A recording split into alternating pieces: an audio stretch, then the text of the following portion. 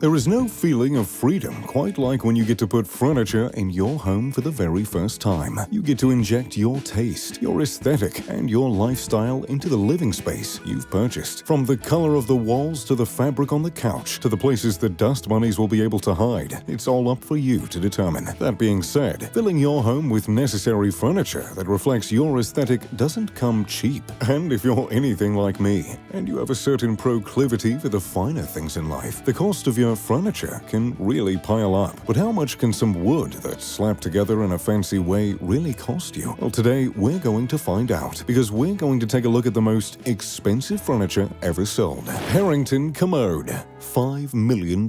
When you hear the name Chip 'n Dale, you're probably either thinking of the famous furniture designer, two Disney chipmunks, or some chiseled guys dancing. And though it'd be thrilling to educate you on the latter, today we're talking about furniture. Thomas Chip 'n Dale was a cabinet maker and furniture designer whose work shaped the world of interior design so much they are still replicated to this very day, even though old Thomas Chip 'n Dale passed away back in 1779. Average furniture that harkens back from the 1700s is worth hundreds of thousands of dollars. But if you can find a Chip 'n Dale, well, then you'll never have to work another day in your life. In 2010, a Chip 'n Dale cabinet dubbed the Harrington Commode went to auction. The piece was estimated to sell for between $600,000 and £1 million.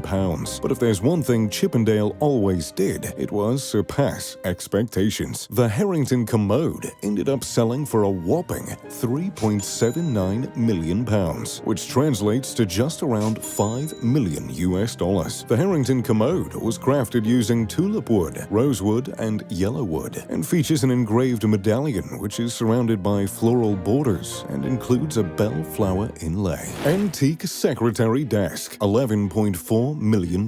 Picture the scene. You're a merchant in a colony controlled by Britain. You're kind of peeved about this whole taxation without representation thing people have been carrying on about, and you need a desk to write some strongly worded letters on. Well, what is a gentleman to do? Well, you could always purchase a desk made by John Goddard. John Goddard was a Quaker who was known for making block front designed furniture, which sells for quite a pretty penny. If you could go back in time and get John to craft you a desk, you could sell it today for a couple $1 million easy. Back in 1989, a Goddard and Townsend desk crafted in 1760 sold for a whopping $11.4 million, making it the most expensive piece of American furniture ever sold. The desk, known as the Goddard and Townsend Secretary Desk, stands at around 9 feet tall and is only one of 9 known to exist. Pre-revolutionary furniture in general is hard to come by, so a solid mahogany desk expertly crafted by one of the most recognized artisans of that era is even more rare.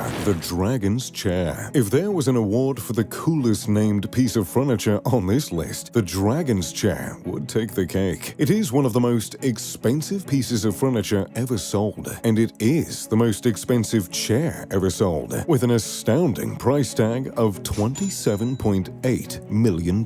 I'm sure your imagination is running wild. Perhaps it's shaped like a dragon's mouth and studded with diamonds. Well, surely it must be handcrafted from petrified wood and chiseled sapphires. Well, I'm sorry if this disappoints at all, but the chair is in fact none of those things. In fact, the material used on the chair is fairly plain. However, the hands that the chair has passed through are anything but. The Dragon's Chair was crafted between 1917 and 1919 by famous designer Eileen Gray, who is regarded as a leading pioneer of the modernist movement in design and architecture. Eileen took a fierce interest in Japanese lacquerware and trained with an expert, Seizo Sugawara, to perfect the art form. Eileen took her knowledge of lacquerware and put it to good use on the Dragon's Chair, which she created for Suzanne Talbot. The chair is crafted with leather made to resemble unfurling petals. The frame is crafted with sculpted, lacquered wood made to resemble 2 serpentine dragons who are intertwined. The dragons are embellished with clouds, harkening back to Eileen's love of Japanese design. The chair passed from the hands of Parisian art dealer Cesca Valois to the hands of Yves Saint Laurent. In 2009, it was auctioned off at Christie's auction house in Paris, where it was expected to fetch between $2 to $3 million. But shockingly, it sold for nearly 10 times that when it was purchased once again by Valois for a whopping $27.8 million.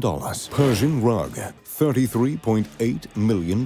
Now, I might break the rules a bit here, and I do hope you'll bear with me a little bit. I know we're talking about the most expensive furniture ever sold, and a rug is technically a furnishing, but as the dude would say, it can really tie a room together, man. And frankly, the Clark Sickle Leafs rug's selling price of $33.8 million alone should gain it the rightful privilege to be on this list. That's right, a rug, and not even a large one, sold for $33.8 million. The rug was originally crafted in the 17th century and is believed to have been hand-woven in Kerman, which is a mountainous province in Iran. The name Clark Sickle Leaf Rug is attributed to the distinct gold sickle leaf pattern that is woven into the intricate rug. The rug is a Kerman rug, which are known for having soft color and naturalistic designs. One thing that makes this rug unique, however, is the bright red coloring. While red is often used in these rugs, this is believed to be the vase technique carpet that has a red ground. Additionally, the dark blue border makes this rug truly stand out from the crowd. The rug was originally obtained by William A. Clark and placed in Washington's Corcoran Gallery of Art. When the gallery released the item, it was sold by Sotheby's in New York, where it was expected to fetch around $10 million. However, the anonymous bidder who eventually purchased the rug wasn't going to let it go without a fight. After 10 minutes of intense bidding, the rug was sold for $33.8 million,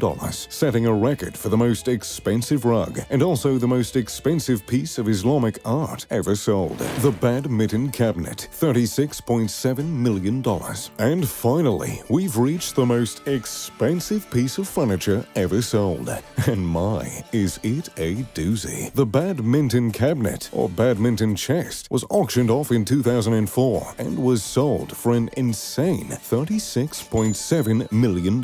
Just let that one sink in for a moment. The Badminton Cabinet was commissioned way back in 1726 by the 3rd Duke of Beaufort, Henry Somerset, and the task of making it wasn't simple. The cabinet took a team of 30 skilled experts over 6 years to make, which, quite frankly, I can't even imagine. With the way my tastes change, who knows if I'd even like the style by the time it landed on my doorstep. Although it's rather hard to hate on a piece of furniture this stunning. The cabinet is 12 feet tall and about 7 feet wide. The ebony chest is inlaid with amethyst, lapis lazuli, agate, and quartz. Quite an assortment of semi-precious stones, if you ask me. The top of the cabinet features an impressive clock face that is marked with fleur-de-lis and flanked on either side by gilded statues. Above the clock is a rather astounding gilded coat of arms, which makes for an impressive piece, fit for a royal. Despite what the name may imply, this cabinet wasn't for storing badminton rackets. It remained at the Duke's county seat Badminton House for over 2 centuries, which resulted in the rather unusual name.